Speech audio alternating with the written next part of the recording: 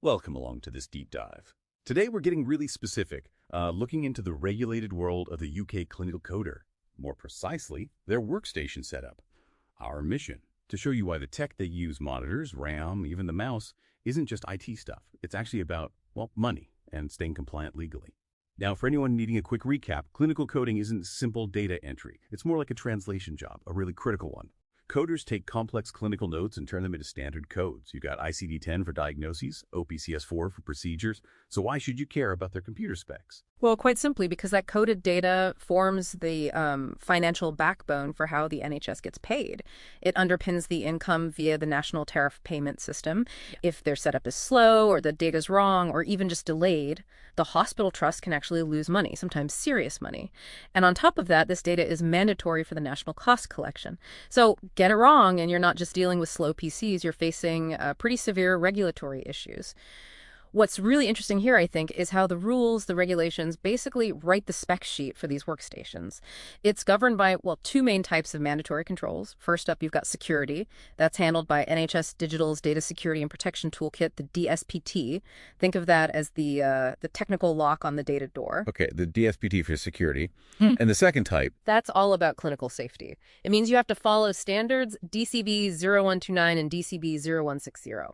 DCB 0129 is about making sure the system is designed safely from the start, and 0160 covers deploying it safely. So if the DSPT is the lock, these DCB standards are like the safety manual, making sure the whole setup doesn't accidentally cause clinical risk through, say, errors or just being too slow. You really can't just give coders a basic entry-level laptop and hope for the best. Right, and that explains why there's such a strong debate around 8 gigabytes versus 16 gigabytes of RAM. 8 gigs might be okay, just about, for a standard office user, but a clinical coder, they're juggling the electronic patient record, the NHS viewer application, which is pretty hungry, and usually several web pages for reference all at the same time. Sticking with 8 gigabyte often leads to lag, screen freezes, constantly interrupting their concentration. We've actually seen data suggesting that if a coder loses just, say, 15 minutes a day because their machine is struggling, that lag translates directly into coding delays. And that hits the payment cycle we talked about. Exactly. And that inefficiency, that performance lag, it connects straight into another legal thing, staff welfare. We move from performance issues to the health and safety display screen equipment regulations, the DSE regs from way back in 1992.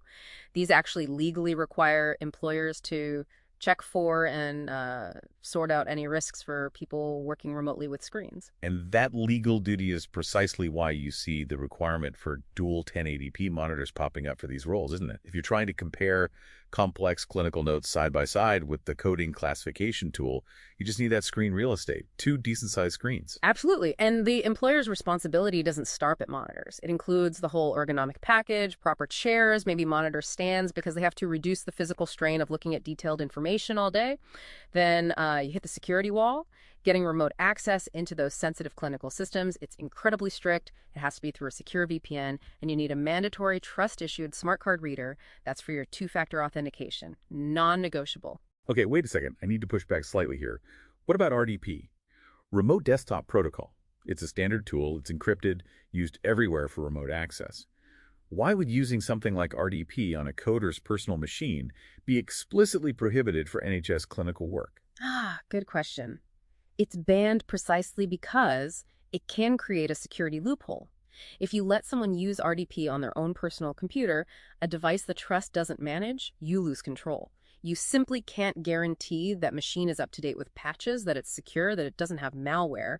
You essentially allow an unknown, unmanaged device to bypass all those important DSPT security controls. It's a huge risk. Right. And that leads us straight into the whole tricky area of bring your own device, or BYOD.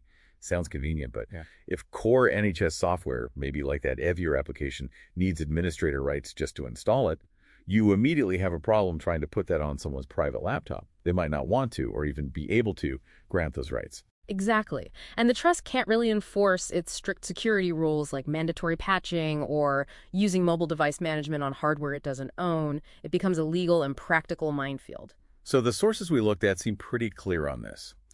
Issuing fully managed employer-owned equipment is really the most robust, compliant, and frankly, the least complicated way forward.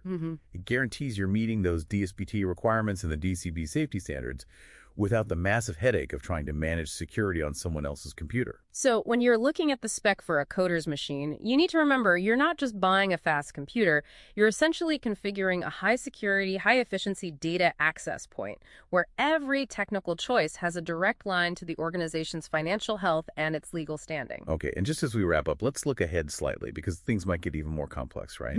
The UK is actually working on a brand new regulatory framework specifically for AI in healthcare. That's expected around 2026. Yes, and that's the crucial final thought here. Think about the bigger picture. As artificial intelligence inevitably starts getting integrated into clinical coding systems, maybe suggesting codes, for instance, that new AI framework will apply, and those clinical risk standards we mentioned, DCB 0129 and DCB 0160, they will absolutely cover that AI software too, which almost certainly means that the future demands on coder workstations, both in terms of computing power and security, are only likely to go up. They'll need to manage this new AI risk. Definitely something for you to consider in any future tech planning.